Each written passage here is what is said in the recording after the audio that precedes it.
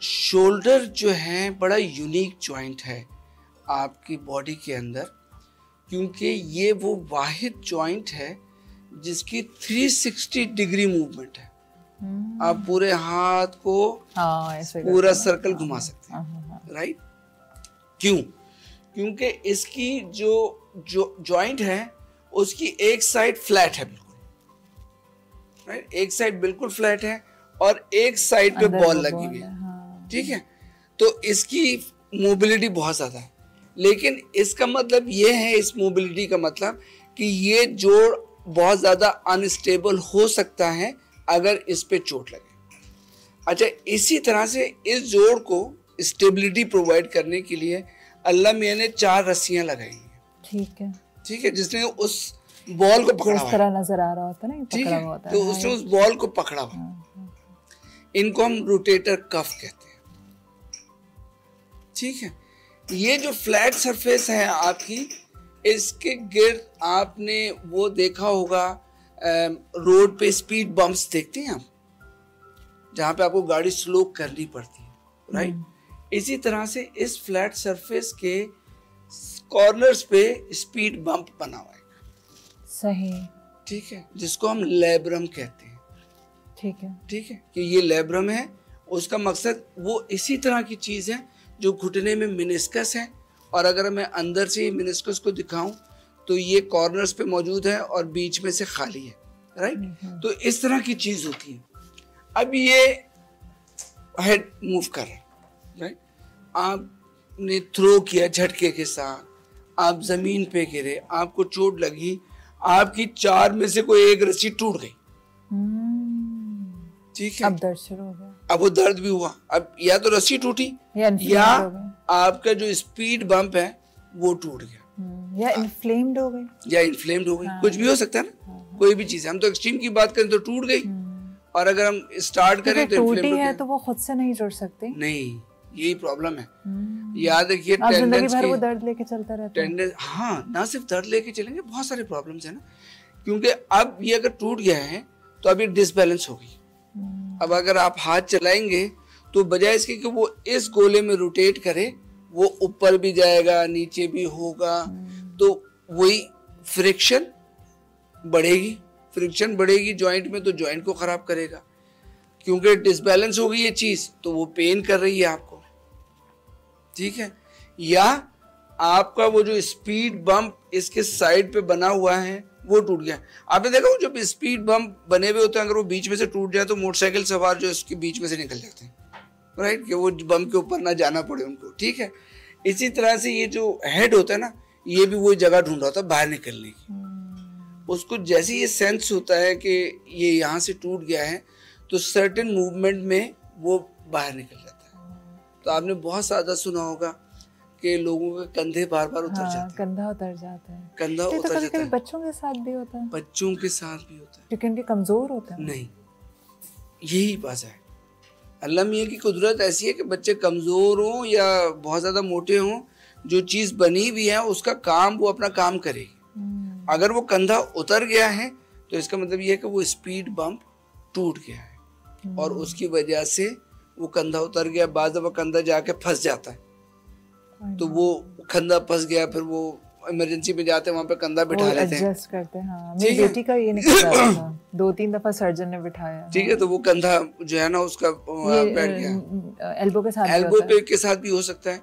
वो यंग बच्चों में होता है, वो इतना बड़ा प्रॉब्लम नहीं है, उसको हम पुल्ड एल्बो कहते हैं, दैट्स अ डिफरेंट थिंग। ये तो स्पोर्ट्स रिलेटेड इंजरीज की बात अच्छा, स्पोर्ट्स में आपका एल्बो पुल नहीं हो सकता? एल्बो पुल नहीं होता है स्पोर्ट्स में, आप एल्बो के अराउंड लिगामेंट्स या रस्सियां उनको तोड़ सकते हैं। चलिए, अभी आपका ये तो अगर ये टूट गया है या इसमें से कोई चीज टूट गई है, तो अगेन बड़ा इम्पोर्टेंट है यंग पेशेंट्स में या ओल्ड पेशेंट्स में भी जिनका टूट जाता है कि इसको वापस जोड़ दिया जाए, ठीक है। इसी तरह से अगर ये बम टूट गया है, इसको वापस बम को दोबारा बना दिया जाए। और ये सर्जरी से होता है? ये सर्जरी से होता है, वही लेजर सर्जरी या की होल सर्जरी से मैं करता हूँ कि आपने छोटे छोटे सुराख किए, उसके जरिए आप अंदर जाके आपने उस कंधे की चीज़ों को जो है जोड़ा भी है। आपको वीडियो शोल्डर की उसमें नज़र भी आ रहा होगा सॉरी, तो उसमें जो वो बम्प है वो कैसे हम देखते हैं, या कंधा अंदर से अगर वो ख़राब है तो वो कैसे नज़र आ रहा होता है, उसमें क्या चीज़ें नज़र आ रही होती हैं, वो गोला कैसा है, वो सारी चीज़ें। तो बड़ा फैसिनेटिंग है वो, जब आगे उसको देख रहा तो मुझे खुद भी बड़ा फैसिनेटिंग लग रहा होता है, और मैं अल्लाह की कुदरत पे जो है वाह वाह कर रहा हूँ। हाँ, तो ये आप, अब मुझे जो बहुत इंपॉर्टेंट सवाल है, ये सर्जरीज आप कह रहे हैं बहुत एक्सपेंसिव होती हैं? सर्जरी एक्सपेंसिव नहीं होती, सर्जरी में जो इम्प्लांट्स यूज होते हैं वो बहुत एक्सपेंसिव। सही। क्योंकि ये आम तौर पे क्या रेंज होती है? कंधे की इस तरह का मसला होता है तो दिमाग में कितना होना चाहिए कि मैंने इतने रुपए की कमेटी डाल लेनी है? 6 से 7 लाख रुपए कम अज कम।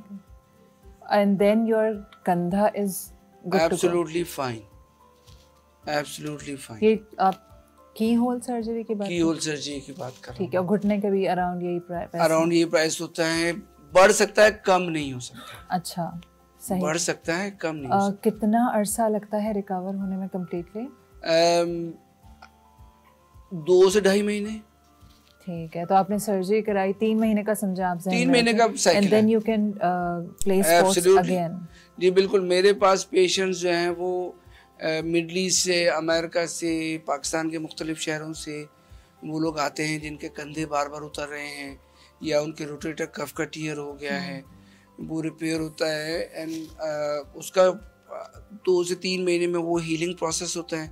उसके बाद मज़ीद 2 से 3 महीने उनकी स्ट्रेंथनिंग प्रोग्राम पे काम होता है, and after 6 months they are back to play whatever they were playing. Right, अच्छा, बहुत इम्पोर्टेंट बात, क्या जो लोग अपनी डाइट का ख्याल रखते हैं और वो ट्रेनर के साथ एक्सरसाइज करते हैं तो क्या लिगामेंट आपके मजबूत होते हैं?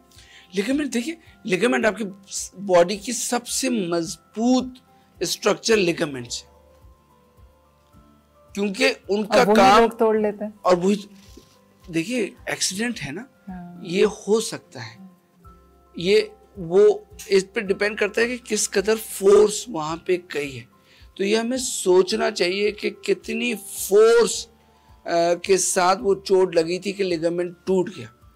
तो you have to take it seriously कि इतनी चोट के साथ अगर वो लिगामेंट टूटा है, और अगर डॉक्टर कह रहा है कि जी इसका MRI करा लें आप, तो प्लीज तो करा लें, प्लीज करा लें, क्योंकि इसका मतलब ये कि उसमें और भी कुछ चीजें निकल सकती हैं और उनका इलाज होना ज़रूरी है।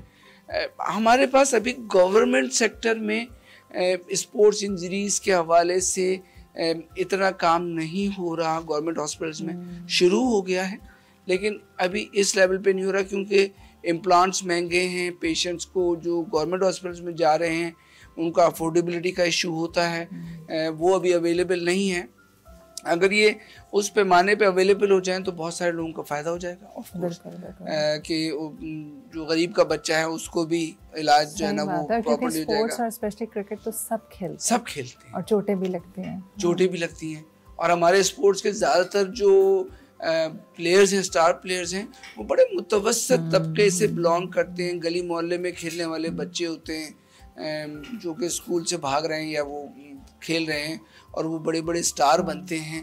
तो उनकी सपोर्ट, वो ग्रास रूट लेवल पे सपोर्ट, अगर उनको कोई इंजरी हो जाए और वो कोई बड़ा अच्छा प्लेयर बन सकता था, वो नहीं बन सकेगा क्योंकि उसका इलाज नहीं होगा।